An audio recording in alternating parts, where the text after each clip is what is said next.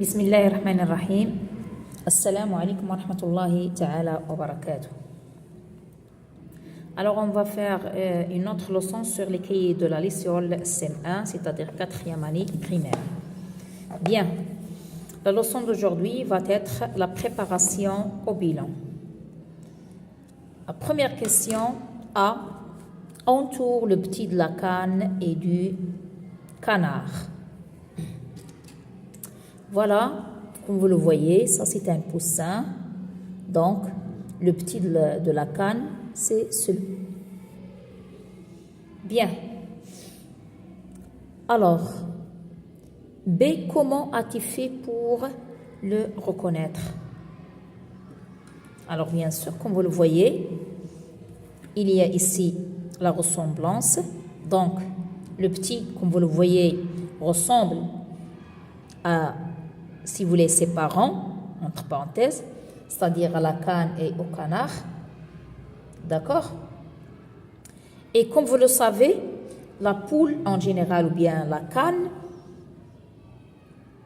pour avoir un petit, donc bien sûr ce sont des animaux comme on a vu dans les années passées, des animaux ovipares, c'est-à-dire le petit vient d'un œuf. Donc ici la canne ou bien voilà la canne et voilà le canard. Donc la canne ici, vous voyez la canne, couvre environ 20 à 21 jours ses œufs qui sont fécondés bien sûr. Ce qu'on appelle la période d'incubation. Puis il y a ce qu'on appelle le phénomène d'éclosion. Bien. Il faut noter très bien que ici la poule ou bien canne les poules ou bien les cannes peuvent donner des œufs, d'accord? Peuvent donner des œufs qui ne sont pas fécondés. Mais ces œufs qui ne sont pas fécondés ne vont jamais donner, si vous voulez, des petits, d'accord? C'est-à-dire ne vont jamais éclore.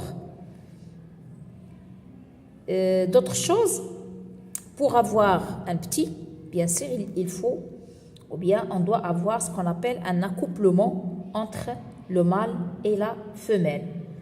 D'accord? C'est-à-dire, l'œuf doit être fécondé. Bien. Alors, voilà, j'ai dit comment la question ici, comment as-tu fait pour le reconnaître? Donc, le petit se ressemble à la canne et au canard. Alors, d'autres choses, j'ai dit que le plus important, c'est que il faut avoir un accouplement d'un canard et d'une canne. D'accord? Parce que j'ai dit que la canne peut donner des œufs, d'accord, non fécondés. Mais si on a des œufs non fécondés, alors les œufs non fécondés ne vont jamais éclore, c'est-à-dire ne vont jamais donner des petits, c'est-à-dire des petits, que ce soit des poussins, etc. Alors, voilà un résumé. Le petit se ressemble à la canne et au canard.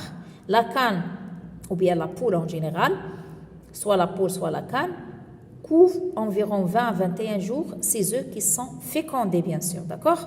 Si les œufs ne sont pas fécondés, j'ai dit, ils ne vont pas donner des petits. Voilà ce qu'on appelle période d'incubation, ou bien, si vous voulez, cette période, les 21 jours de couvaison. Voilà.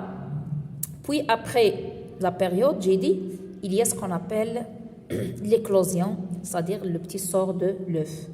Et voilà, il faut bien noter, j'ai dit que les œufs non fécondés, alors notez bien que les œufs non fécondés ne vont jamais éclore. Voilà ce que je peux dire ici. Bien, alors passons à la question C.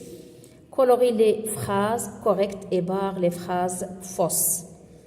Alors voilà ici. Quand il deviendra adulte, le caneton ressemble à ses parents. Donc, cette phrase, c'est juste.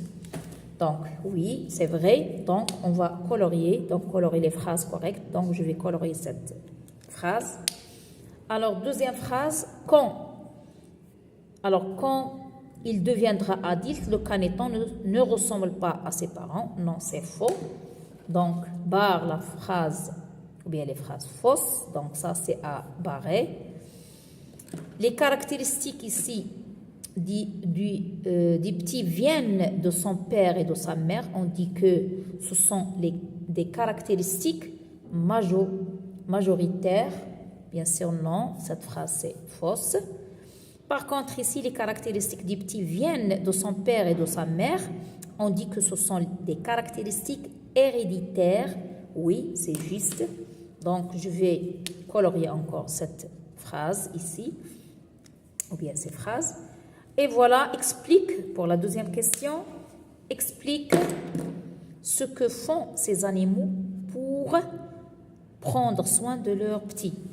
Alors, regardez très bien ici, l'animal qui s'appelle la couleuvre et la renarde. Alors, si on voit très bien, qu'est-ce qu'on voit ici? Vous voyez, pour la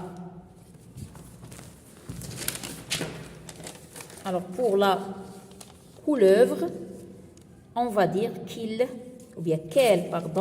la couleuvre protège ses œufs. D'accord?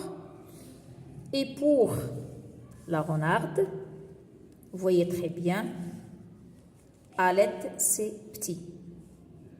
Voilà. Alors, passons maintenant à la page suivante. Alors, vous avez ici, observe ces fleurs du pommier, puis réponds aux questions. De quelle couleur est la fleur du pommier? Combien de pétales comporte-t-elle? D'accord? Voilà. Ici, B. Alors, Sadia casse une branche de ce pommier. Elle récupère des graines dans une pomme issue de l'arbre et les plantes cochent vrai ou faux. Les fleurs du nouveau pommier seront jaunes. Les fleurs du nouveau pommier auront 5 pétales. Le nouveau pommier aura une branche cassée. Alors, je vais vous donner la réponse à la fin. Quatrièmement A, pour chacune de ces plantes, explique ce qui va permettre à la graine de germer loin de la plante mère.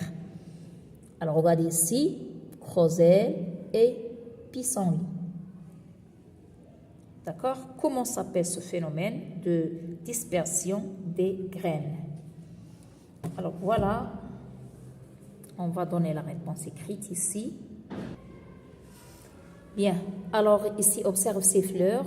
Qu'est-ce qu'on a dit? De quelle couleur la fleur des pommiers? Bien sûr, la fleur des pommiers est blanche. Combien de pétales? Elle comporte 5 pétales. Alors, pour ici, les fleurs du nouveau pommier seront jaunes. C'est faux. Les fleurs du nouveau pommier auront 5 pétales. C'est vrai. Le nouveau pommier aura une branche cassée. C'est faux. Alors, pour l'autre question, on va dire que... Alors, explique ce qui va permettre à la graine de germer, loin de la plante mère. Alors, pour les groseilles, c'est le transport par un animal, comme vous le voyez ici, le merle, qui va permettre aux graines de germer loin de la plante mère. Et pour le pissenlit, c'est le vent, comme vous le voyez, qui va emmener les graines loin de la plante mère. Et comment s'appelle ce phénomène de dispersion des graines? Ce phénomène de dispersion des graines s'appelle la dissémination. Voilà pour la préparation au bilan.